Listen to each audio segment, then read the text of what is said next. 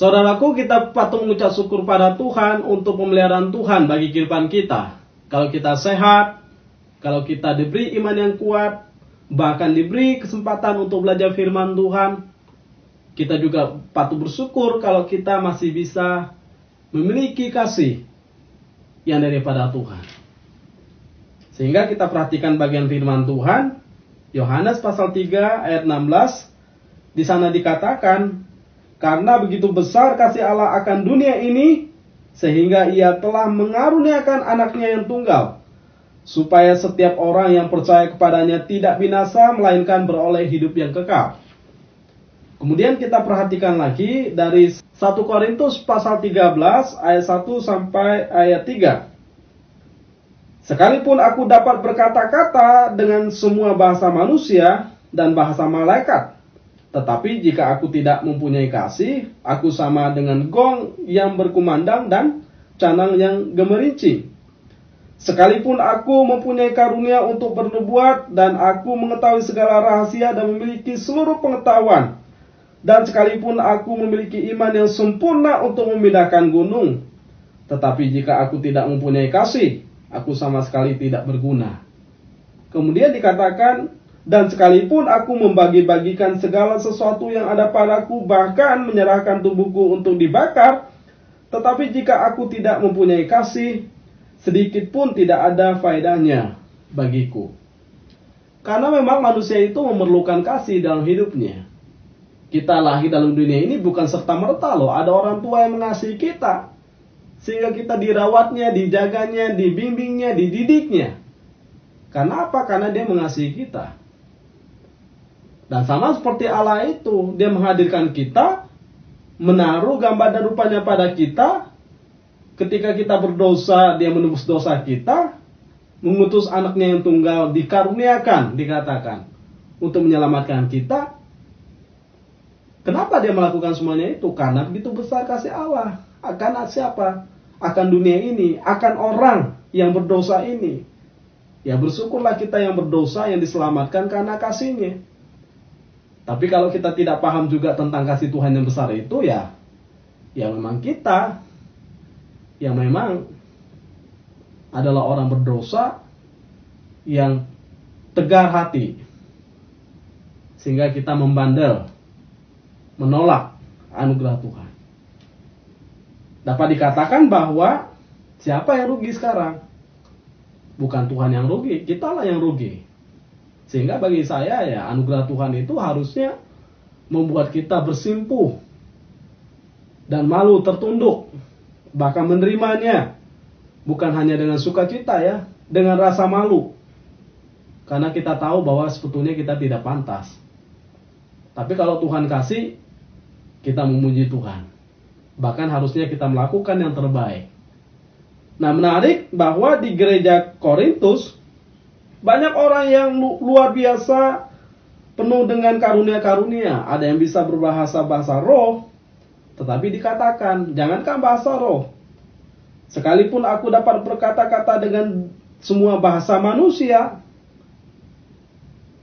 atau dikatakan bahasa malaikat, tetapi jika aku tidak mempunyai kasih, aku sama seperti gong yang berkumandang dan canang gemerincing. Nothing adanya. Kita bisa bahasa semua bahasa dalam dunia ini, bahkan kita bisa berbahasa-bahasa malaikat, kita bisa berbahasa-bahasa roh. Kalau nggak ada kasih, nothing. Artinya apa? Hebat kita adalah hebat-hebatnya saja. Tidak ada hebat yang bisa dirasakan oleh orang lain. Tuhan memberi kita suatu karunia bukan sekedar untuk kita berbangga diri, tetapi untuk kita mengasihi orang lain. Ini yang kurang kita sadari. Seringkali karunia yang daripada Tuhan itu membuat kita menyombongkan diri, membuat kita jauh daripada Tuhan dan manusia. Bahkan kita menganggap diri lebih penting daripada orang lain. Sehingga apa? Sehingga kita mencari pengakuan, pengagungan. Bahkan kita ingin termulia, terbesar, terlebih, terkaya. Sehingga kan pertanyaan murid-murid Tuhan Yesus kemudian waktu sudah melayani Tuhan, Tuhan, nanti siapa yang terbesar dalam kerajaan surga? Yesus berkata, siapa yang terbesar? Ya mereka yang melayani Tuhan. Yang mau merendahkan diri, yang mau melayani, itu yang terbesar. Dengan kata lain, siapa yang terbesar dalam hidup ini? Mereka yang hidup dengan kasih. Bukan yang hidup dengan kesombongan, keangkuhan, bahkan dengan segala cara-cara yang penuh dengan kejahatan. Bukan. Tapi orang yang rendah hati, yang datang pada Tuhan, bersyukur pada Tuhan untuk segala nikmat, anugerah yang Tuhan berikan. Bahkan dikatakan sekalipun aku mempunyai karunia untuk bernubuat, karunia nubuat kan karunia daripada seorang nabi, menyampaikan nubuat-nubuat yang akan digenapi pada kemudian hari. Punya kemampuan untuk menubuatkan sesuatu, bagus, bagus, luar biasa, luar biasa. Dan aku mengetahui segala rahasia. Wah, orang tidak tahu, kita tahu. Misalnya kita bisa menerjemahkan mimpi. Pada zaman lampau kan seperti itu. Mengetahui segala rahasia. Yang raja pun tidak tahu. Tapi kita tahu. Kenapa kita tahu? Karena Tuhan memberi hikmat kepada kita. Apakah kita lebih penting daripada orang lain? Tidak juga. Tapi karena Tuhan menganugerahkan itu. Nah, sehingga sekalipun kita memiliki seluruh pengetahuan,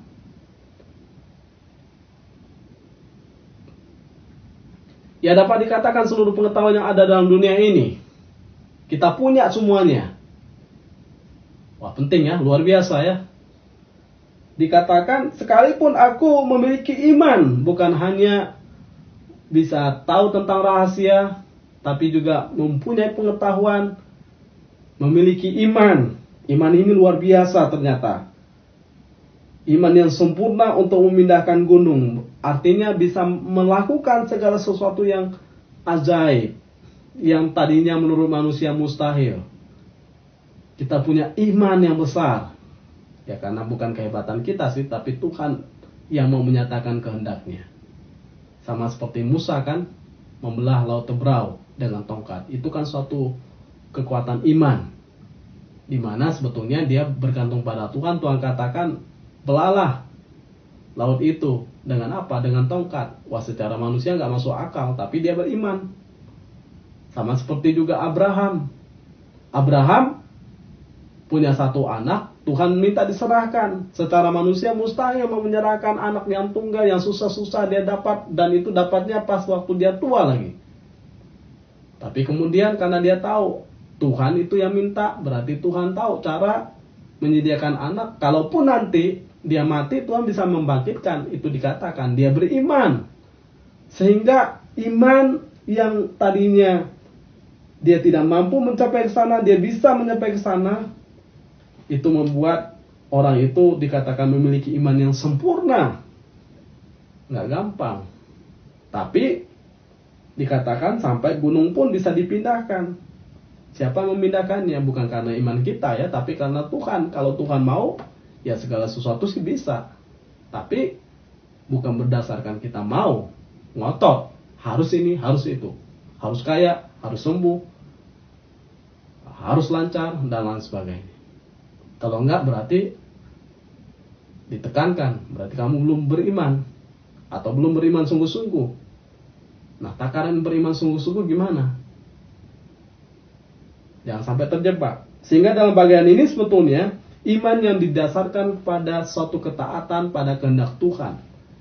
Ketika kita tahu itu firman Tuhan, itulah kehendak Tuhan, itulah panggilan Tuhan, itulah perintah Tuhan, kita kerjakan. Orang itu jalan, dia tidak memikirkan kanan dan kiri, apa risikonya lain sebagainya, tapi dia tahu ketika Tuhan menyuruh, berarti Tuhan punya cara. Kenapa dia mengerjakan semuanya itu? Termasuk kalau kita disuruh Tuhan, kemudian kita binasa karenanya, berarti ada maksud Tuhan di sana. Tuhan tidak pernah salah mengerjakan, bertindak, dan meminta kita untuk melakukan segala sesuatu. Sehingga nggak perlu takut. Itulah orang beriman.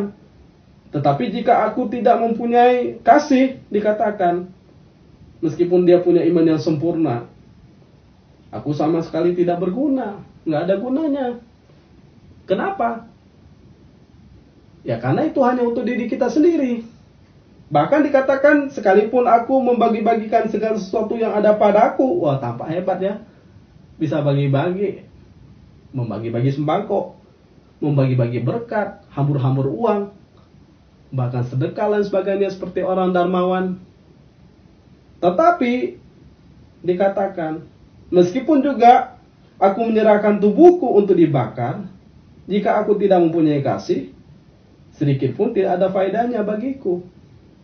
Karena bukan apa yang saya lakukan itu yang penting, tapi apakah di dalam apa yang saya lakukan itu ada kasih di sana? Mengalir nggak kasih di dalam perbuatan-perbuatan kita?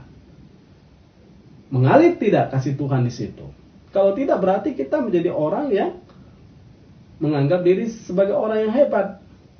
Kita lakukan segala sesuatu sebagai ritualitas, atau bisa juga sebagai pertunjukan bahwa kita hebat daripada orang lain. Ada nggak orang bagi-bagi sesuatu besar nilainya, jumlahnya banyak? Ada, di pinggir jalan banyak. Bahkan orang-orang yang menggunakan channel YouTube-nya banyak untuk membagi-bagikan sesuatu. Baik tidak perbuatan mereka baik, tapi pasti nggak ada kasih di sana. Belum tentu. Mungkin dia juga memanfaatkan itu untuk juga kepentingan dia. Apakah dia salah? Ya menurut takaran pemahaman iman Kristen ya salah. Karena harusnya kita tidak boleh mengambil keuntungan dari setiap perbuatan-perbuatan yang kita lakukan. Harusnya kita dengan rela mengerjakan semuanya itu. Tapi pertanyaannya, kita sudah lakukan itu atau tidak? Ya kalau kita belum lakukan itu, ya jangan mencela orang lain yang sudah melakukannya. Dia mungkin lakukan salah. Ya lebih baik, dalam tanda kutip ya, lebih baik orang lain itu lakukan dengan motivasi salah daripada kita tidak lakukan sama sekali. Ya jangan pernah mencela orang, mengkritik orang. Dia aja bisa lakukan begitu. Ya kita udah tahu pemahaman yang benar, kenapa kita tidak lakukan? Berarti kita lebih fatal lagi. Nah dalam bagian ini memang ini suatu koreksi yang besar bagi kita sebagai orang percaya. Tetapi dikatakan kalau ada orang menyerahkan tubuhnya untuk dibakar, wah ini besar sekali ya. Sebagai seorang martir dapat dikatakan seperti itu. Tapi kalau dia tidak punya kasih, mungkin nggak dia tidak punya kasih? Mungkin saja. Karena apa? Karena dia lakukan semuanya itu hanya untuk apa? Aktualisasi diri. Hanya untuk kepentingan diri sendiri. Mungkin ada hal-hal yang dia ingin capai di sana. Di surga sana. Kemudian dia mau mati. Ya sama seperti teroris misalnya. Karena ambisi dia ingin mati syahid misalnya. Maka dia membunuh diri. Dengan cara apa? Dengan cara menjadi seorang teroris. Padahal dia juga melakukan tindakan dosa dengan melakukan itu. Yang pertama, dia melakukan pembunuhan diri. Kenapa? Ya karena memang tubuh ini bukan milik kita, tapi milik Tuhan. Urusan kita adalah bertanggung jawab pada Tuhan bagaimana merawat, memakai, menggunakan segala potensi yang ada dalam tubuh kita ini untuk kemuliaan nama Tuhan, bukan justru untuk sekedar kita bunuh diri. Dan juga kalau teroris kan juga bukan hanya bunuh diri, tetapi juga membunuh orang lain, menakut-nakuti orang lain. Wah, double hukumannya. Dari Tuhan, dari masyarakat. Dimaki-maki oleh masyarakat istilahnya. Tapi dalam bagian ini, kalau kita mau mengasihi Tuhan, maka ukurannya bukan transaksi, bukan aktualisasi, bahkan bukan demi kepentingan diri. Tapi dalam bagian ini sebetulnya mengasihi Tuhan adalah karena memang Tuhan telah mengasihi kita terlebih dahulu. Sehingga Mother Teresa berkata bahwa ilmu pengetahuan yang terbesar di dalam dunia, di sorga dan di bumi ini adalah apa? Kasih.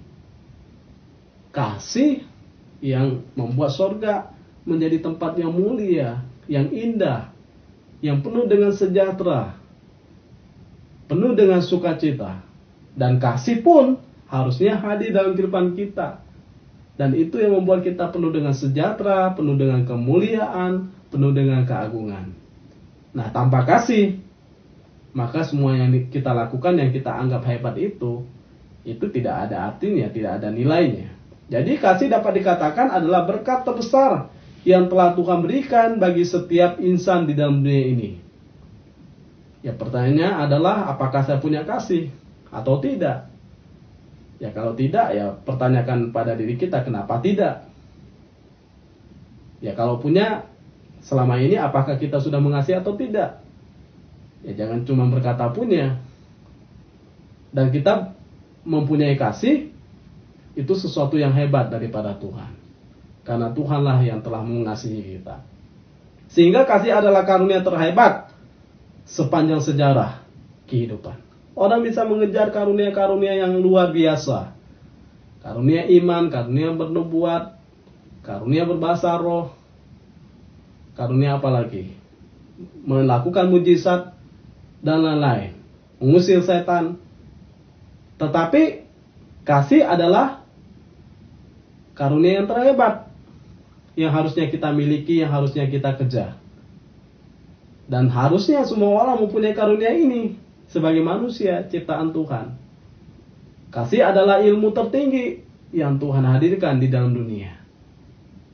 Kalau kita bicara tentang ilmu apa yang paling penting dalam dunia ini, matematika penting, bahasa Inggris penting, bahasa-bahasa lain penting, ilmu tentang sejarah penting, geografi juga penting.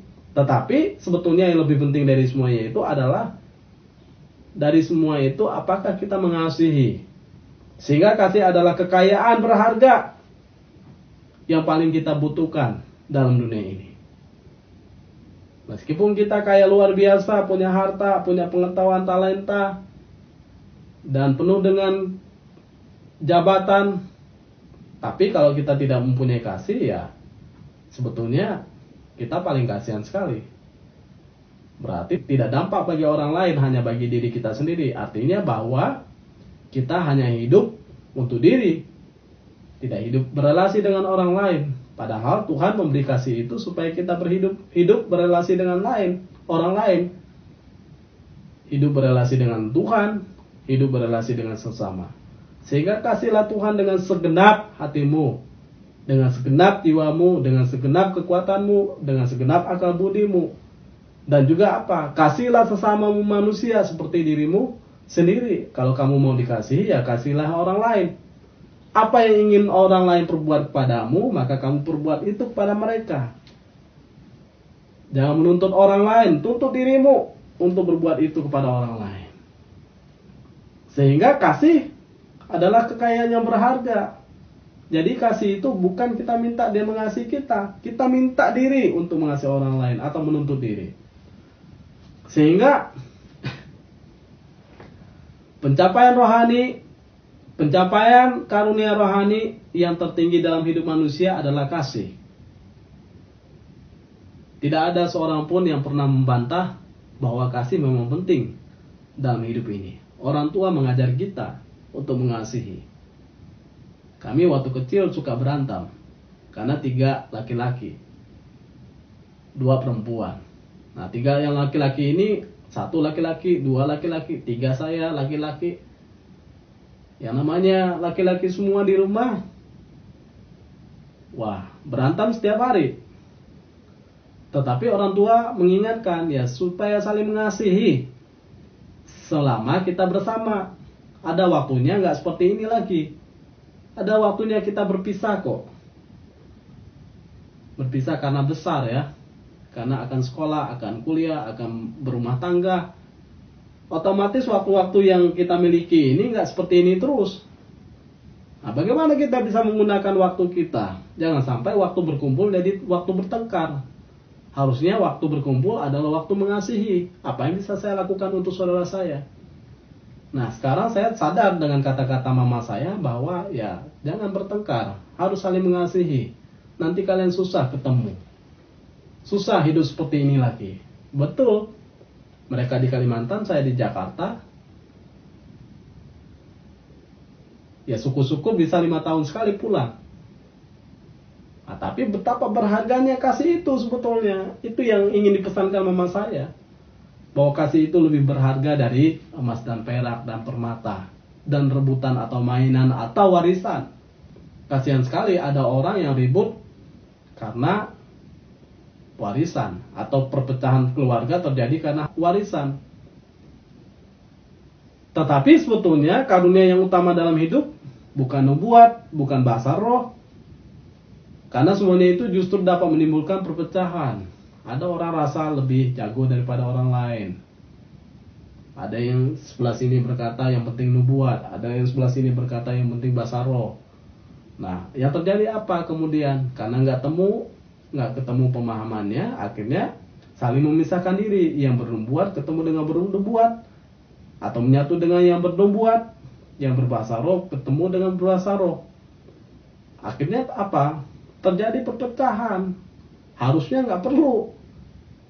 Yang satu bernubuat, yang satu berbahasa roh, yang satu bisa menerjemahkan. Tapi kalau tidak bisa menerjemahkan, ya janganlah berbahasa roh, kata Paulus. Lebih baik kita berbahasa yang dimengerti saja. Sehingga karunia utama dalam hidup kita adalah yang kita kejar adalah kasih. Bahasa yang tertinggi dalam hidup manusia adalah bahasa kasih. Tanpa kasih maka bahasa apapun yang kamu ucapkan menjadi gugur, menjadi sia-sia, menjadi tidak ada makna, seperti gong yang berkumandang dan canang yang gemerincing. Jadi suara terdengar tapi nggak ada isi, nggak bisa orang ngerti, nggak ada nilainya. Apa yang orang harus lakukan? Nggak tahu. Karena orang nggak ngerti. Lebih baik kita gunakan satu kata yang dimengerti. Dan jangan juga ada orang belum beriman masuk ke dalam kelompok kita, kemudian mereka tersandung. Belum apa-apa mereka tersandung. Karena apa? Karena mereka tidak mengerti. Ya hati-hati. Jangan sampai kita menjadi batu sandungan bagi orang yang belum percaya. Nah, tanpa bahasa kasih maka perbuatan apapun tidaklah menjadi bermakna, tidaklah menjadi luar biasa, karena tidak menjadi pengaruh, tidak menjadi berkat. Bahkan, ya tadi menjadi batu sandungan. Dunia tidak hanya membutuhkan bahasa yang hebat dan perbuatan yang hebat, namun dunia itu membutuhkan kasih, bahkan kasih tanpa syarat. Di dalam dunia ini nggak sedikit orang yang punya talenta. Dapat saya katakan nggak sedikit orang yang kaya, nggak sedikit orang yang bunuh diri, nggak sedikit orang yang kemudian mengorbankan diri habis-habisan, bahkan berkorban habis-habisan. Nggak sedikit orang yang pintar berkhotbah, nggak sedikit orang yang pintar berbahasa roh. Tetapi yang sedikit adalah apa?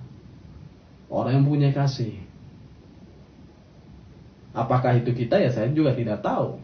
Tapi biarlah kita mengoreksi diri. Kalau kita ada di situ ya jangan terjebak. Mari kita koreksi diri. Sehingga dunia tidak hanya bisa diubah dengan doa, dengan kata-kata, atau dengan perbuatan-perbuatan yang luar biasa. Tapi dunia itu bisa diubah apa? Dengan kasih. Enak ngomongnya kalau kita punya kasih. Kalau nggak punya kasih, harta yang terbesar pun yang kita kasih menjadi batu sandungan. Nah, sehingga sisihkan waktu kita untuk mengasihi, sisihkan uang kita untuk mengasihi, tenaga kita untuk mengasihi, pikiran kita untuk mengasihi, bahkan apa yang kita punya ini untuk mengasihi. Kehadiran kita paling penting, itu wujud daripada kasih yang nyata. Apalagi waktu orang sedih, orang duka, orang membutuhkan pertolongan. Nah, di sini saya juga belajar bahwa di saat-saat kondisi yang paling bawah, justru orang membutuhkan kehadiran kita, pelayanan kita, bahkan kasih kita. Saat orang senang, biasanya mereka nggak terasa.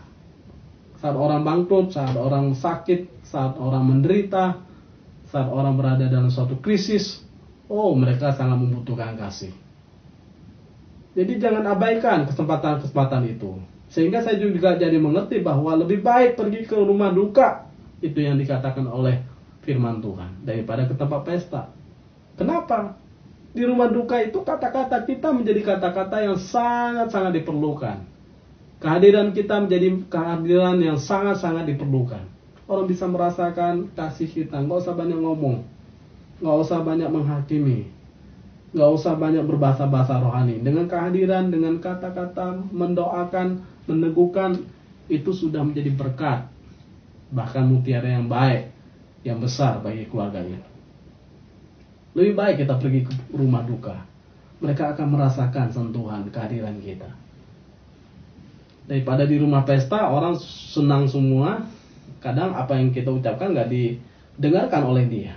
Dia lebih mendengarkan orang yang lain lebih tinggi daripada dia. Sehingga jadilah misionaris cinta kasih. Siapa itu? Kristus. Itu teladan dia bagi kita. Kemudian Mother Teresa. Mother Teresa adalah seorang biarawati yang di dalam zona nyamannya di biara, dia rasa hidupnya tenang, aman, nyaman, tentram, sejahtera, semua terpenuhi. Tapi berada di dalam biarawati, di dalam biara. Dan ini merupakan sesuatu hal yang menggelisahkan hati dia. Sementara di luar sana begitu banyak orang membutuhkan pertolongan. Yang sakit kusta, yang miskin, yang bodoh, yang perlu diajarkan tentang pengetahuan-pengetahuan. Sehingga dia keluar karena kegelisahan hatinya dari biara. Keluar, menjumpai orang-orang yang membutuhkan pertolongan. Dia gunakan ranting sebagai pulpen dan tanah sebagai kertas untuk mengajar anak-anak yang buta huruf. Sehingga diajarkan anak-anak itu membaca dan menulis, menghitung.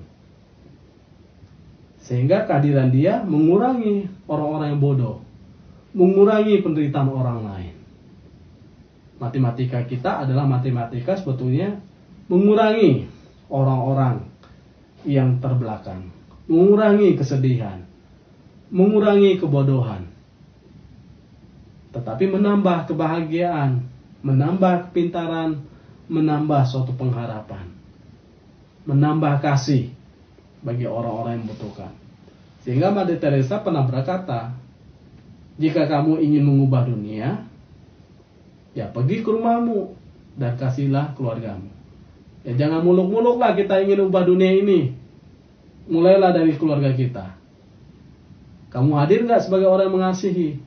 Ya kalau tidak, ya jangan mimpi kamu akan mengubah dunia ini. Sehingga begitu banyak orang yang ingin jadi seorang politikus, pejabat, tapi nggak pernah mengasihi dalam rumahnya. Ya bagaimana kamu bisa merasakan perasaan orang lain? Bagaimana kamu tahu kebutuhan orang lain? Bagaimana kamu bisa bekerja bagi orang lain? Bagi keluarga kamu sendiri aja kamu nggak bisa. Akhirnya apa yang terjadi? Korupsi. Hanya untuk mengejar kesenangan diri, kebutuhan diri. Padahal tidak. Tapi sebetulnya dalam pelayanan yang kita kerjakan ini bukan tentang berapa banyak yang kamu lakukan, tetapi di dalam apa yang kamu lakukan itu, apakah kamu menaruh kasih di sana. Jadi itu yang perlu kamu hitung. Jadi jangan menghitung berapa banyak yang sudah kamu lakukan, tapi hitunglah berapa banyak kamu sudah mengasihi. Nah, pada akhirnya sebetulnya hidup kita itu bukan dinilai dari berapa banyak gelar, uang, atau hal besar yang kita lakukan dalam dunia ini, tetapi kita dinilai melalui respon tindakan. Apa itu? Sederhana aja lah. Misalnya ada orang lapar. Orang lapar kita kasih makan. Orang haus kita kasih minum. Kita lihat orang telanjang apa? Kita kasih pakaian. Jangan pakaian kita branded, tapi kita nggak peduli kepada orang lain. Ya percuma branded kita. Kemudian kalau kita lihat orang sedih, ya kita hiburkan. Bahkan kalau ada orang yang tidak punya rumah, ya kalau rumah kita memang punya banyak, ya kita beri kesempatan dia untuk tinggal dalam satu rumah kita, apalagi itu keluarga kita.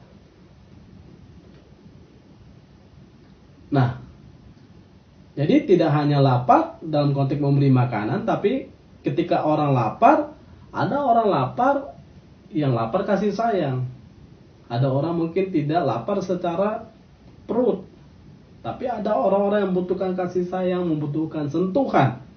Ada orang yang juga membutuhkan diakui harkat martabatnya, harga dirinya, karena begitu banyak orang dilecehkan di dalam dunia ini. oleh orang-orang yang kuat biasanya. Tetapi juga kita menolong orang-orang yang mengalami penolakan di rumah mereka. Tidak sedikit anak-anak yang mengalami penolakan. Disuruh orang tuanya pergi. Tidak sedikit orang-orang yang mengalami penolakan, sehingga mereka menjadi anak yang bandel, berandalan, menjadi preman, karena mungkin tidak diakui, tidak diterima. Saat seorang yang miskin mati kelaparan, ini harus kita ingat ya. Atau orang yang kemudian kedinginan karena telanjang, itu bukan karena Tuhan tidak memelihara dia atau melihat dia, menghiraukan dia, mengontrol dia, tidak. Itu karena mungkin kita adalah salah satu dari orang-orang yang Tuhan percayakan, yang diberikan kesempatan untuk menolong orang itu, tapi kita tidak mengerjakan. Sehingga karena itu tidak satu pun dari kita yang tadinya Tuhan beri tanggung jawab untuk melakukan itu, kita melakukan itu. Tugas tanggung jawab kita. Nah, karena itu kalau kita mengasihi, jangan pernah menilai orang dari casingnya atau covernya. Karena manusia diciptakan dalam gambar dan rupa Allah. Mau kita cantik, mau kita ganteng, kita nggak ada bedanya dengan mereka yang kita anggap jelek. Sama-sama kita diciptakan dalam gambar dan rupa Allah. Yang kemudian apa? Sama-sama kok kita sudah dirusak oleh dosa. Sama-sama kok kita sudah ditebus oleh darah Kristus. Ingat itu, bahwa kita sama-sama diciptakan dalam gambar dan rupa Allah. Kita sama-sama sudah berdosa. Kita sama-sama sudah ditebus oleh darah Kristus. Apa istimewanya kita? Ya wajah cantik bersyukurlah, atau wajah ganteng bersyukurlah, tapi jangan menjadi objek untuk menghina orang lain. Jadi standarnya bukan itu lagi. Jangan menilai orang dari casingnya. Kadang orang kelihatan garang sekali mukanya, ya memang begitu wajahnya. Mungkin dia tidak pernah tersenyum, jarang, tapi mungkin hatinya baik. Ada orang tersenyum terus, shalom di gereja, nggak tahunya mencuri. Ya kita juga tidak tahu. Tetapi nilailah manusia itu dari kasih Kristus yang telah mereka terima. Sejahat apapun orang itu, kalau dia sudah dijamah Kristus, dia bisa menjadi baik. Nilailah manusia dari kehidupan mereka sehari-hari.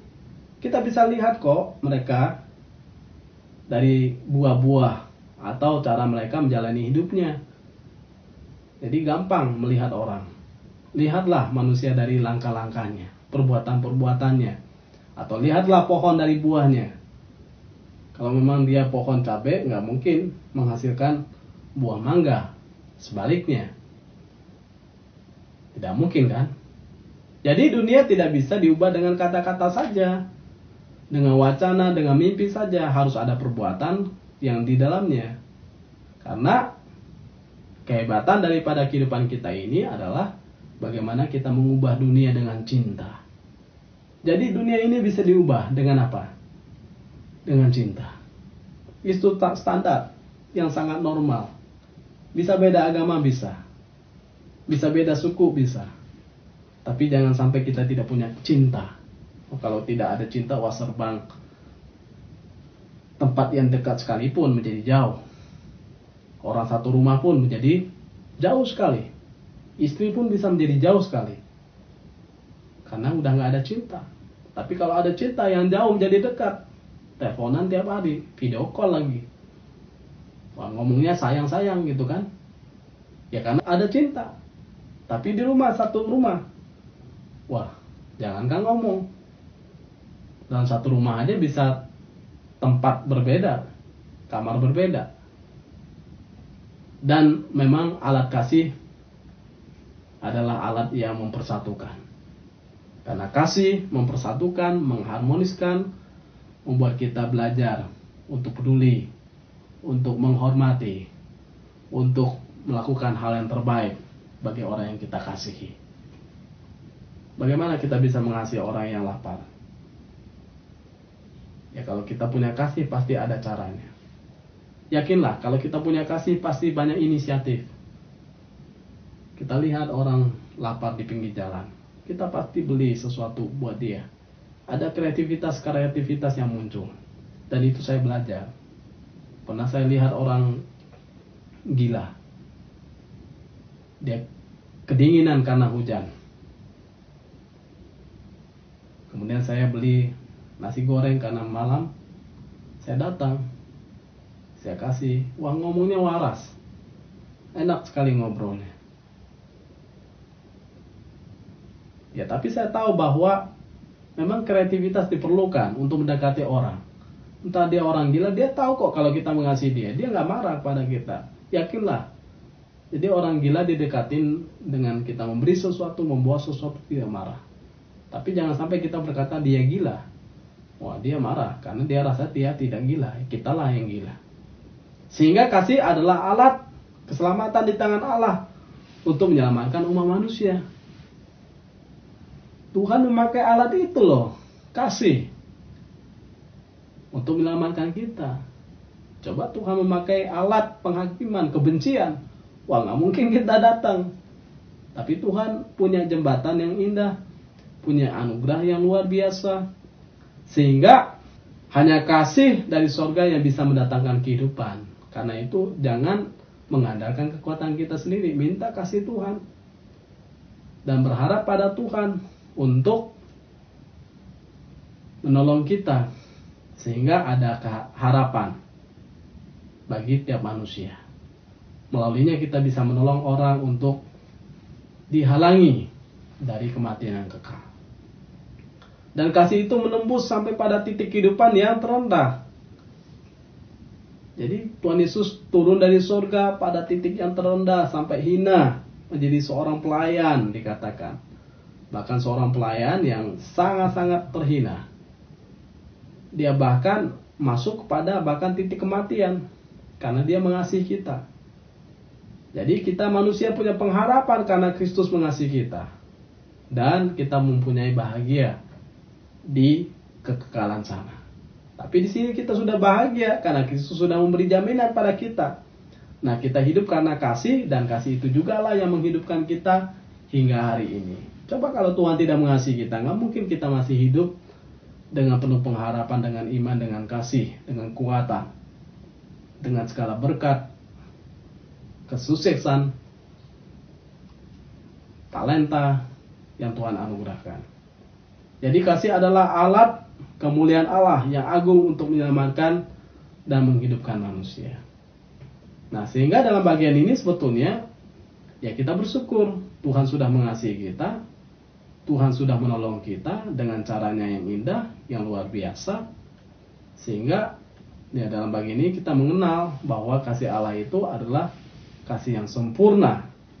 Kasih itulah yang menghidupkan kita, yang membawa kita untuk merasakan keagungan, kebesaran kasih Tuhan. Jadi kasih Allah itu anugerah. Kita tidak pernah membeli kasih Allah. Anda dan saya tidak bisa membeli kasih Allah, sebab kasih Allah adalah anugerah kepada siapa yang berkenan memberikannya. Jadi tidak semua orang yang dapat kasih Allah. Meskipun orang bisa berkata kasih, tapi kasih itu standarnya duniawi. Tapi kita orang percaya kasih Allah. Ya kalau kita berkata kita dapat kasih Allah, berarti nilainya lebih tinggi. Tapi benar nggak nilai itu hidup dalam kehidupan kita? Kasih Allah itu tidak bisa dibeli dengan uang, dengan perbuatan baik, dengan perbuatan saleh, dengan amal ibadah kita, dengan segala kegiatan rohani kita. Karena kasih Allah itu adalah berkat. Dan berkat itu diberikan kepada kita seumur hidup kita. Sehingga kita bisa mengasihi Allah dengan segenap hati, kekuatan, pikiran, akal budi, segenap jiwa. Dan juga bisa mengasihi sesama manusia seperti diri kita sendiri. Bila kasih itu yang hidup dalam hidup kita, maka sesulit apapun kondisi kehidupan kita, sesulit apapun, kita tetap memiliki sukacita damai sejahtera daripada Tuhan. Karena sukacita itu abadi. Kasih agape tidak menuntut balas. Jadi kita tidak mengasihi karena ingin pamrih. Tapi harusnya kita mengasihi karena memang kita sadar Tuhan telah mengasihi kita. Jadi kita nggak perlu pamrih, tidak perlu menuntut balasan. tidak perlu mengingat-ingat. Kasih yang sejati rela mengusungkan diri, menghamba, memberi diri, mengorbankan diri, dan melayani. Ia rela habis tanpa merasa rugi, terhina, dan kehilangan. Bahkan, kasihnya lah yang menghalau maut menghampiri kita sehingga kita memiliki kemenangan. Hai maut, di manakah sengatmu? Nggak ada lagi. Karena Kristus sudah mengalahkannya. Kita punya pengharapan, kepastian bersama dengan Dia. Kita tinggal berjalan dengan taat pada ketetapan kehendak Tuhan. Dan kalau Allah tidak menuntut, maka boleh nggak kita menuntut? Nggak boleh lah. Kerjakan segala sesuatu dengan tidak menuntut balas. Dan Tuhan tahu cara membalasnya. Jadi kita tidak perlu menuntut, Tuhan saya kasih segini ya. Nanti Tuhan balas 30, 40, 50, 60, 100, 1000. Nggak perlu. Kita lakukan tugas tanggung jawab kita dengan sebaik mungkin. Nanti Tuhanlah mengerjakan cara-caranya yang terlalu amat agung. Nggak perlu kita atur dengan kekuatan pemikiran kita. Dalam kasih tak ada transaksi. Ya memang nggak perlu ada transaksi. Karena semua harga telah lunas dibayar oleh Kristus. Kalau mau transaksi ya kita sendiri yang bangkrut. Kita nggak pernah bisa membalas kasih Tuhan. Ya tidak pernah berhutang budi kepada kita. Kitalah yang berhutang budi pada Dia. Jadi kita melakukan kasih sudah sepantasnya karena Allah telah mengasihi kita. Kita melakukan banyak sudah sepantasnya. Kita melayani lebih sudah sepantasnya.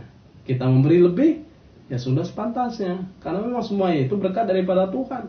Bukan karena kehebatan kita. Kalau Tuhan mau menahan bagaimana? Tapi kalau kita diberi Tuhan kepercayaan, kita alirkan, ya Tuhan akan menambah-nambahkan. Karena memang kita menjadi hamba yang bertanggung jawab. Sama seperti perumpamaan talenta kan.